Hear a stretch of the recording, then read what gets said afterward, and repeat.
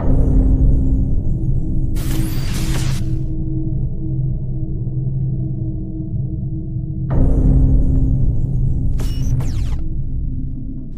everyone, welcome to another video by ODST. My name's Andrew Cook.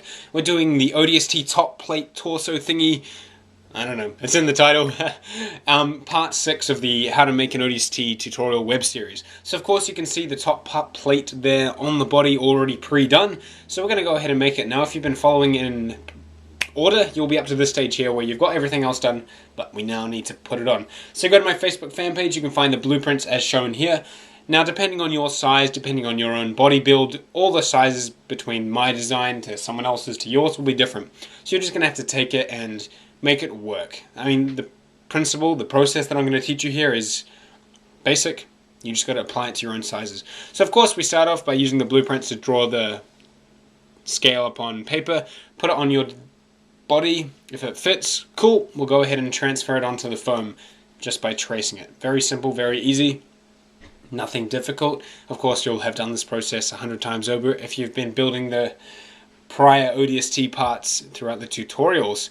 Now, of course, I can't stress it enough, with this build specifically, this tutorial, you're going to need a lot of knives. You're going to have to be changing very frequently because we're going to be doing a lot of corners, a lot of edges, a lot of parts that we will sand in the end, but it's really a lot more efficient, I would say, if you have a sharp blade and you're getting those nice crisp lines to start off with. Just makes your sanding a lot easier.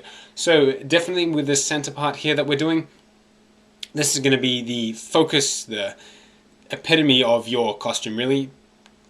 Not including the helmet, because this is going to be the center part. Everyone's going to see this. It's like the keystone in an arch. Everyone looks at it. So you want to make sure this is as good as detail as you can possibly make it. If you do stuff up, you can definitely go ahead and cover it with some knives or some battle damage. Now we're going to make 2 copies of the center. The reason for this is because we're going to raise one. Just so it gives it a bit more three-dimensional appearance and makes the costume look a bit bulky. But the actual design has it anyway, so we'll go with that reason.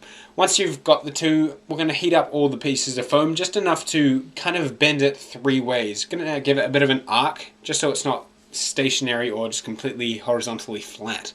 Now we can go ahead and glue those 2 pieces together. Nothing too difficult. Just use hot glue and stick it on there. Make sure you hold it and make sure it's still got that arc form. Now, of course, once you bend it and you stick it across, they're not going to be exactly flush. So just grab a very sharp knife.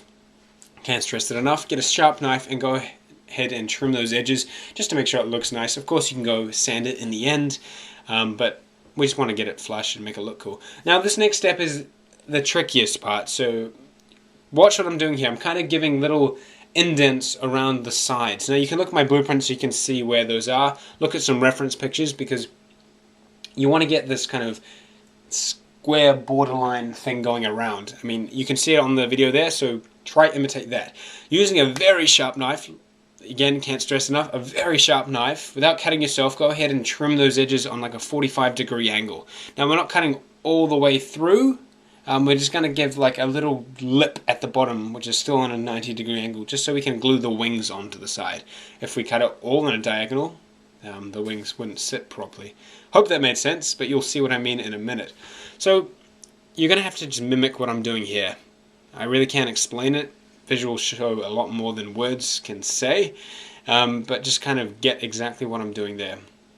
It's not too difficult. Now at the bottom and the top is where like they've got their names in tags. So we're just going to do a little indentation. So looking at the blueprints or looking at reference pictures or following what I'm doing here, you can see that I'm cutting out this little hexagonal shape and then cutting out half of it. Now you're only going to go one layer of foam depth in, because we're going to have that little three-dimensional terraced effect, just to give it a bit more shape.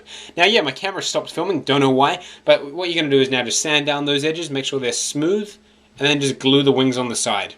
Nothing too hard. So it should look like that. Just have a little think about that, what that little transition step would be, but it's not hard.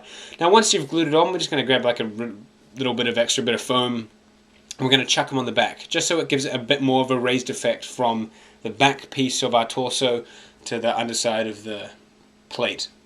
So hopefully it should stick out now more than the little abdomen parts. So hopefully that was easy to follow. I know it was somewhat difficult and maybe poorly explained, but it's a very simple part, and I feel like I maybe made it sound a bit more difficult than it actually was. But go back, watch it, and subscribe, and we'll see you in the next tutorial.